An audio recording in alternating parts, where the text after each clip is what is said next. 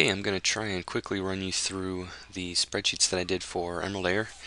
A lot of this information also to share with you, I gained some access with NOAA for, that's the NOAA, when it comes to using a lot of the temperature information to determine the, trying to figure out anyways the U value for buildings and things of that nature. Obviously it's a hard thing to nail down, but we got pretty close here, so I wanted to show you a couple different spreadsheets. Really just two, and then a different formula that I came up with that I really liked. This first one is what I was given to begin with. You can see probably just right away that this is a monstrosity. They would put in the information here, customer information, breakdown here. This over here was a starting running total of how many degree days there were in each day. Again, we got the number of degree days based on NOAA. What they did though, they did a pretty simple way of getting the degree days before, and I found a more a better, more rounded way of finding out what the true degree days were. It just required a little more math, a little more formula, because what they would do is just take the high and the low and subtract it. But obviously every hour there's a high and a low, or rather that the temperature can be indicated by each hour, so that we could take that number and determine how many true degree days there were in the 24-hour span, as opposed to just going off of highs or lows. And I'll share with you a little bit of that formula later. I do believe I had that to be able to show it to you. So again, this is just going to keep going down the column. They'd put in the bill information, the number of days in that billing period, what the bill was, the gas or electric that was used, the number of heating degree days. This was all calculated by hand. A lot of it was just very, very horrible. I mean, like you can see, these are hyperlinks. It would take you to May. This hyperlink would take you to May of '05, and then you'd have to basically count how many there were, highlight and count how many there were. So okay, 415. Then there was a hyperlink for you to get back. You can see here's the back hyperlink. That would take you back to here, and then you type in the number 415 or whatever it would be. And it just kept going and going, because they usually would want a couple years worth. Here was the output of the information to determine what kind of money they may have saved or whatnot. You can also see that these numbers on this right hand column just go and go and go and go forever. It seems like forever. I mean, you can see here's the bar. This thing goes on for quite a while. And then down here you see this lovely collection here of tabs. There, if I can remember correctly, there were about 32 tabs, and each one broke down a different aspect and hyperlinks to different tabs and things of that nature.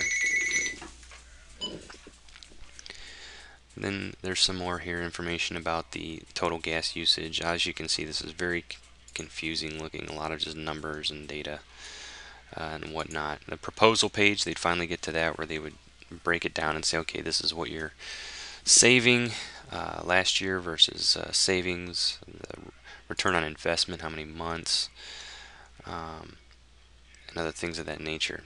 Percentage saved, 61% on gas, 36% electric, total 43%.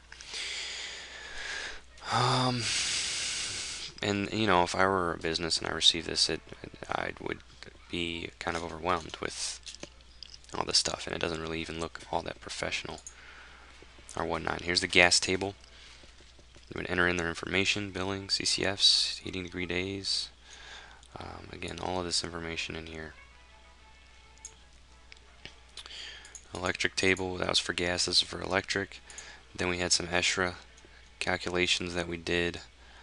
And it was, again, you can just see this is just tab after tab of nightmare, really, for someone who does spreadsheets, you know. Graphs. And you can see this list here just keeps going and going and going. They literally had, again, I think it was 32 tabs, but I'm not 100% certain. So that was that. I was able to turn it into this, take all that information. There was as you can imagine, with 32 tabs of information and all that jazz, there was a lot of fat to cut. And you can see I broke it down to the master page, where they would put in the information regarding the customer, and it also would break down the summary as well. Here was a summary page, and I just made this as clean cut as I could. Um, but it's still just based on what it was that we were doing. And I really kept the chart for them. I don't think that chart is necessary, but for them it was, there's still a lot of data that was needed to be collected. And then for heating and cooling, and I tell you, one of the coolest things that I did here with this is that obviously there's some things that are, I mean, number of days in a billing cycle, that's obviously very easy to determine based on the start date and the end date, and then just have a formula that calculates that. Heating degree days, though, as you can see this mammoth formula here, that's not too mammoth, but pretty large. This would automatically take the number of degree days based on what these two dates are. It would start with this day, it would end with this day, and it would take the number in between the two. So it automatically got put into there, and that was one of the formulas I was pretty proud of. You could check it if it was something that we were going to include in our output. As you could see when I checked it, it said more than 12 months selected. You only could select 12 months for your analysis, which is down here. Select these 12 months, and that would determine, the analysis would determine whether or not savings and things of that nature. The green were the numbers that could be edited.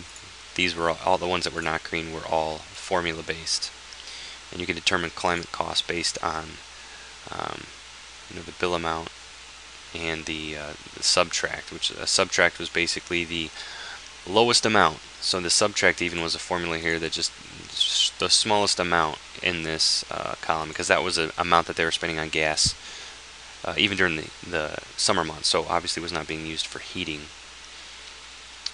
And so I wanted to go back to this master page, because one of the things I wanted to show you as well is right here, the NOAA weather station. DTW is Detroit, obviously right by the airport, and then GRR is Grand Rapids. One of the things I did with my formula is that I was able to actually, and I'll unhide it here for you, I was able to obviously make this a lot nicer. But as you can see here, there's the DTW, and then there's the Grand Rapids. So that there's heating and cooling degree days are different based on what location. So you would choose here what the location was. Now based on what location you chose, it would automatically update this formula.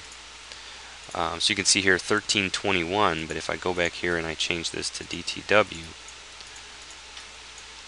then for heating it's now 1275 for January. So that was another really neat thing about that formula, that it would actually choose which one of these columns to take that data from. And very happy about that and how that all worked out. And as you can see, I mean, that's it. That's it for the cooling. This is it for the heating. Summary page, which is just data that they absolutely needed, and then a master page, which clearly and concisely broke down all their information, and of course hiding what needed to be hidden. And then one other formula that I wanted to show you,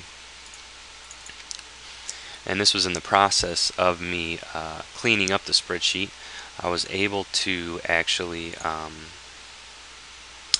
I was able to break down to where we weren't going to need some of these, and this was one of the areas that it wasn't going to need it. But I really like this formula here. It was an index match formula, which is very, very complicated to really figure out how to make this work and how to make it happen. And what it does is it takes the information from the, because it takes all this information from the gas table or electric table, whatever we choose.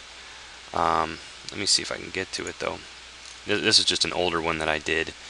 But as you can see here, actually the not active and the active, if I were to check or uncheck this box, it would automatically enter its information into here. That's for gas usage, and it's July 17th.